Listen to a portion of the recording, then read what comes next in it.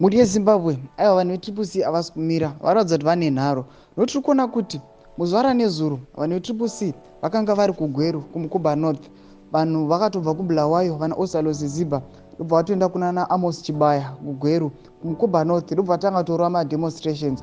Muri yeZimbabwe usati tapinda munyaya iyi ndokurudzira chibva wasubscribe wolike wotina on the bell icon tombotsvana maupdates anokupa pano paZim News Live.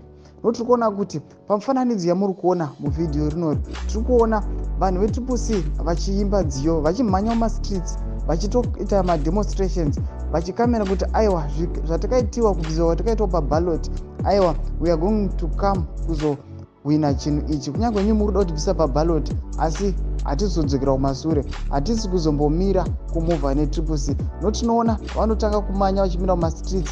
Tinoona kuti vana Ostallos Siziba vaivapo nyangwe ndiye akaposta information iyi paTwitter handle vachiti aiwa isusu we are not going to change, our movement is to bring a new Zimbabwe. Muri yeZimbabwe chibotudzai munoti kudii pamusoro penyaya iyi yekuitwa mademonstrations kuri kuitwa kwatangiwa kuitwa nevanhu veTCC vachipinda mumastreets vachimotivheta munhu wese kuti aiwa isusu tiri kuzonovhota. Muri yeZimbabwe inai comment section medu mutudze mafungiro enyu munoti kudii pamusoro penyaya iyi subscribe kulike pachenotina on the bell icon torambochana maupdates andokupa pano paZim News Live.